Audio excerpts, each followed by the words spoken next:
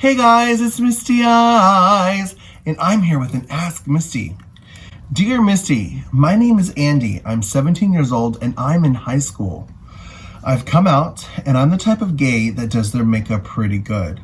Actually, I even look like a real woman, but recently I've been questioning myself and I feel like I should be a girl. But I'm still in high school. I don't know how to go about this. Andy, here's a can of worms. Let's just open it right now. I wish I read that question earlier. Sometimes I read questions before I pick them. Gosh. Okay, so obviously I've had those feelings as well. Did those thoughts and feelings stick with you your whole life? Did you have childhood thoughts and feelings? Did you wish you were a girl when you were little? Looking back at my life, I had so many hints, so many indicators my whole life. Like, I was shocked my parents didn't have a clue. I used to pray for a vagina when I was little.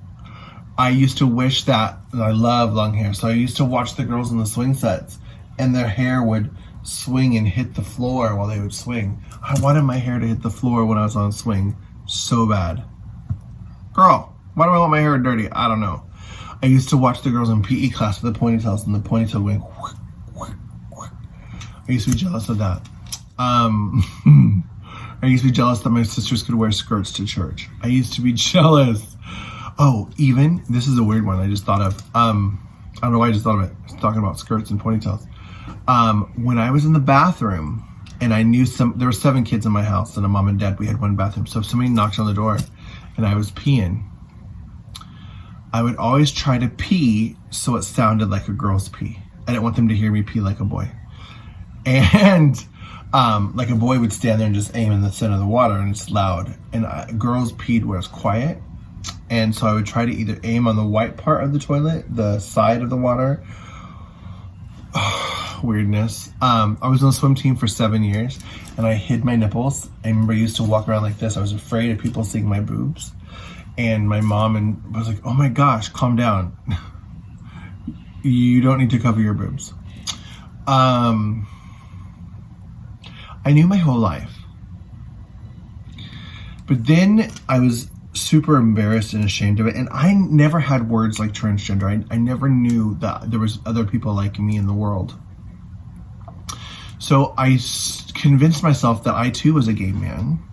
And then I convinced myself that I wanted to be a woman because I wanted men to like me. And I thought that was the only way to get men to like me. And I felt that if I was a girl, they would like me. Partially true, but also not true. So I was happy being a gay man for a little while. I guess the brick hit me when I went to a drag show and saw a drag queen. That's when I was like, oh my gosh, there's such a thing as gender expression. Again, we're talking about the 90s. What do you do? Do you have suicidal thoughts? Do you self-harm? Are you depressed? Are you withdrawn? Are you depressed? Are you withdrawn? Do you only have friends that are female? Not all of these are signs. There are many boys that put on little pink tutus and spin around as ballerina princesses, and they're not even gay, let alone trans. These are just signs that for me was like, you know what? But I did not want to be a woman. I actually didn't even want to be gay. But finally I learned to accept myself, and finally I learned to love myself.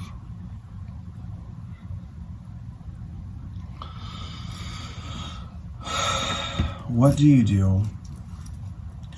So now, dear Misty, I think I'm trans. What do I do? That's the new question, okay? How do you know you're trans is a whole nother Jerry Springer. But what do you do when you know that you're trans? Let's start there. The first thing you need to do is get a therapist. Yes, Usually therapists are very expensive. If you're in South Florida, you can come to SunServe and we have therapists that'll see you for $12 an hour or less. Especially if you don't have a job, etc. And we will help you at SunServe, where I work. The first thing you need to do is to talk to a therapist. Is your gender dysphoria real?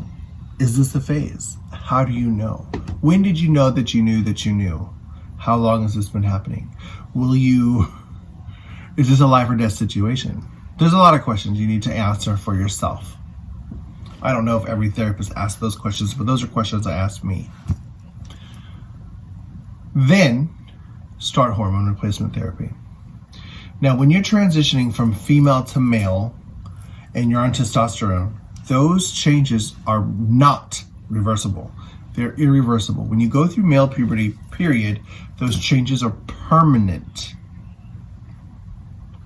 Your voice deepens forever.